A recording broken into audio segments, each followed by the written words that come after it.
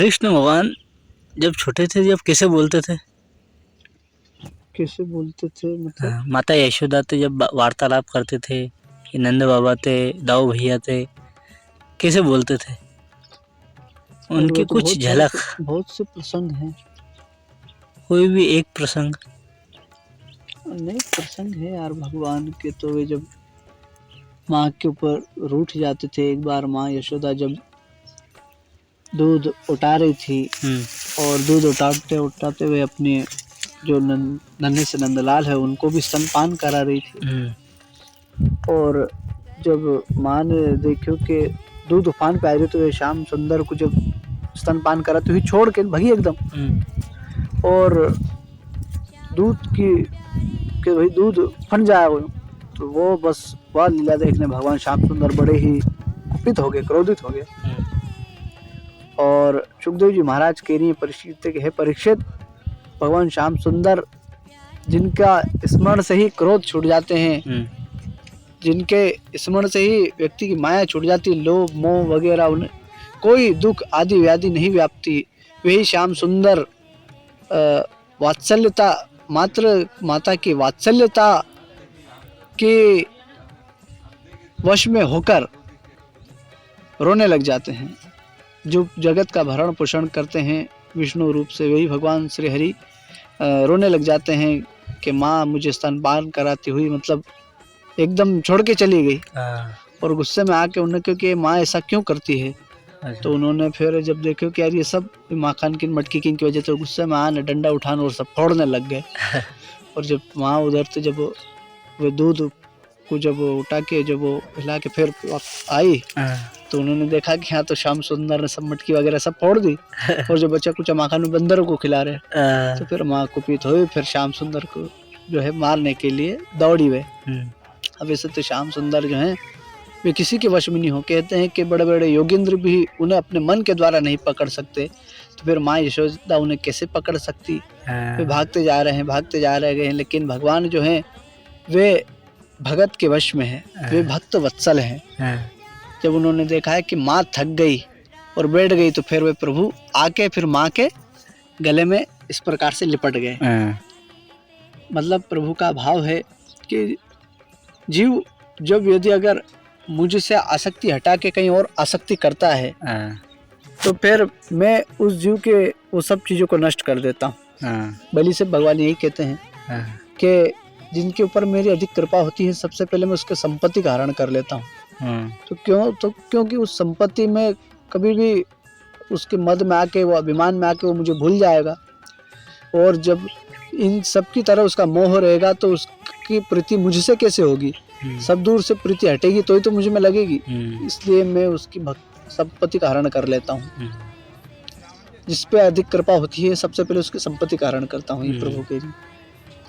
और वैसे ही जब माँ यशोदा जब प्रभु की सेवा में थी उनको स्तनपान करा रही थी, लेकिन जब उनको अचानक अपने दूध की याद आई और प्रभु को छोड़ने गए तो प्रभु को भाव यही था कि मुझसे बढ़कर अधिक कौन हो सकता है। लेकिन माँ का भाव भी तो वात्सल्यमय था। माँ का भाव यही था कि जो दूध उठा रही है अपने कान्हा के लिए, क्योंकि इनके लिए कान्हा के लिए मक्खन बनाऊंगी, दूध वास्ते उठा रही ताकि उनको दही जमा सके, जावण जमा सके, मक्खन बना सके, ये भाव था।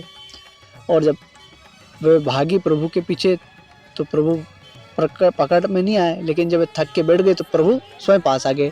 तो भगवान को भी वही, जब भगवान को पकड़ में भागे भक्त तो भगवान दूर दूर भागे, लेकिन भक्त जब निराश होने बैठ जाए प्रभु मेरी बस की तो नहीं है, मुझ में तो सामर्थ्यता नहीं है प्रभु, आप सर्वशक्तिमान है, मैं तेरे अल्पज्ञ जीव, आप मेरी पकड़ में कहीं आपको आना हो तो आओ, नहीं तो मैं तेरे बैठो। तो फिर प्रभु खुद ही आ जाते हैं निकट, कह रहे बाबा तो घबरा मत, मैं आ। तो वैसे ही प्रभु माँ यशोदा के पास आ गए और फिर माँ यशोदा ने उनको पकड़ लियो, और पकड़ने ने उनको बस वो किमड़ी भी झाड़ी एक दो, और फिर कन्हैया भी फिर बाल सुलभ ने क्यों करे माँ अब इतना नहीं करूँगा, अब इतना नहीं करूँगा। अरे माँ मुझे तो गलती हो गई माँ, अब ना होएगा ऐसे। लेकिन माँ कहाँ मान वाली थी, वो भी ठहरी फिर ये माँ यशोदा अंदरानी। तो उन्होंने भगवान को जो है वहाँ यमला अर्जुन के जो वृक्ष थे उनसे बांध दियो। और इस प्रकार से अनेक कई बार बाल लीला होती थी, जैसे कि मैंने माखन नहीं खाया, ये प्रसिद्ध है। ओ मैया मोरी मैं नहीं माखन खायो। सूरदास जी महाराज भी हाँ ये उनकी प्रभु की जो है अभिव्यक्ति प्रकट करते हैं, और वो भी ये उनके पद के द्वारा ये बताते हैं कि वो किस प्रकार से माँ यशोदा से तोतली भाषा में प्रभु बात करते थे, हाँ और अनेक बाल सुलभ लीलाएं वे किया करते थे। कभी जब दाऊ उनको चिढ़ाते थे कि देख हमारी चोटी कितनी बड़ी हो गई और तेरी चोटी इतनी छोटी है, तो तेरी चोटी छोटी क्यों, तो माँ तो दूध नहीं पिला, मतलब तू छोटी क्यों है, चिढ़ाते थे मतलब।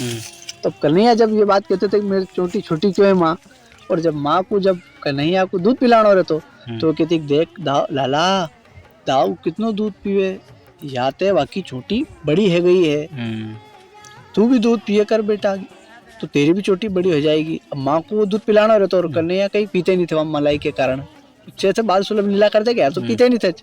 लेकिन जब माँ जब इस प्रकार से समझाती और चोटी बड़ी हो जाएगी और फिर कोई ग्वाल बाल तुझे चिढ़ाएंगे नहीं, यह भाव के कारण जो है भगवान कृष्ण दूध सब पी जाते थे मन मारने पड़े कि चलो मेरी चोटी बड़ी हो जाएगी। फिर कहते थे कि माँ कबहू तो दूध तू पा रही है, अब ना बड़ी है चोटी। सूरदास जी महाराज पद गायन बता तो माँ कब ते तू दूध पिला रही, तू अभी तक हमारी चोटी नहीं बड़ी है, वैसी कैसी और दाऊ की इतनी बड़ी हो गई। और इस प्रकार से जो है वे बाल लीला करते थे माँ के संग जो है। और जब वे छोटे थे और जब मिट्टी खाते थे तो माँ उनको पकड़ती थी और मारती थी, और वत्सलता बस जैसे माँ के अंदर जो वात्सल्य वो वात्सल्यता अवश्य वे कहती थी कि अरे लाला तू इतनी मिट्टी खावे, पिछले जन्म में का सुअर हो का। तो फिर भगवान भी भगवान ठहरे हुए वाराह रूप में तो आए थे, तो वे भी कहे हाँ सुअर ही तो झूठ कहाँ की उन्हें, सही तो कि वाराह रूप में आई सी तो हाँ सुअर तो। इस प्रकार से अनेक बाल लीलाएं जो प्रभु करते थे। नंद बाबा से भी उनको अनेक संवाद है प्रभु के विषय में, कई कह सके वो तो बहुत ही समय चाहिए, बहुत ही तब उनकी समक्ष संपूर्ण लीलाओं को वर्णन फिर भी जितनों करना चाहिए उतना नहीं किया जा सके, लेकिन फिर भी हरि वो हरि वो हरे कृष्ण। बड़े आनंद आवे यार, भगवान की लीला ही अलग है। हाँ, क्योंकि प्रभु जो है वे सच्चिदानंद है, और जब सच्चिदानंद की लीलाओं को कहोगे सुनोगे तो आनंद तो आएगा ही आएगा। भगवान सत्य चित और आनंद में है, वे सत्य भी है, चिद भी है और आनंद भी है। सद क्योंकि वे सत्य है, वे सदा वे थे और है और रहेंगे। सत्य वही है जो कभी नष्ट नहीं हो, समझ रहे हो, सत्य कही है जो कभी नष्ट नहीं हो। हमारे सांख्य की भाषा में सत्य को वो माने गए जो कभी नष्ट नहीं हो, वो सत्य है। या वास्ते या जगत को स्वप्नवत बताया गया है क्योंकि ये भी नश्वर ही है, जगत भी नश्वर है।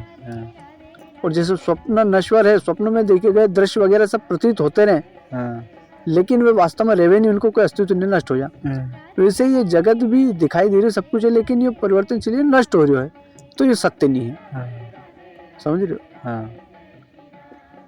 तो यह वास्ते जगत को जो है योगी लोग ज्ञानी लोग स्वप्न के समान असत्य बताते हैं, मिथ्या बताते हैं, मतलब इनकी इसकी कोई सत्ता नहीं नष्ट होनी। लेकिन परमात्मा सत्य है, उनके विषय में ये नहीं कहा जा सकता कि वे था, वे थे, वे है और वे रहेंगे। वे तीनों कालों में रहते हैं स्थित, वे है परमात्मा, और उनमें कोई परिवर्तन नहीं होता है। बाकी पूरे जगत में परिवर्तन होता है, जो क्योंकि जो जन्म हो वो वृद्धि को प्राप्त हो, वो फिर बाकी मृत्यु होगी। हर प्रकृति में जितनी भी सृष्टि सबकी यही स्थिति है। पेड़ पौधे वृक्ष वगैरह ये अधिक समय तक थोड़ रहे आज है, लेकिन काल नहीं रहेंगे उनमें, ये भी बराबर मतलब उन्नति प्रगति और विनाश को प्राप्त होते रहे। पहले अंकुर लेंगे, फिर वृद्धि को प्राप्त होंगे, बढ़ेंगे, फिर वृक्ष बनेंगे, फिर बिल्कुल सूख जाएंगे, वृद्ध होंगे, नष्ट हो जाएंगे। सभी में यही स्थिति, मनुष्य में भी यही स्थिति, जीव में, चराचर में, लेकिन परमात्मा में स्थिति नहीं है। वो सत्य है, वे चिद भी है, चिद है, उनके अंदर कोई विकार नहीं है, उनके अंदर कोई विकार नहीं है। वे चिद हैं और वे सर्वत्र व्याप्त हैं।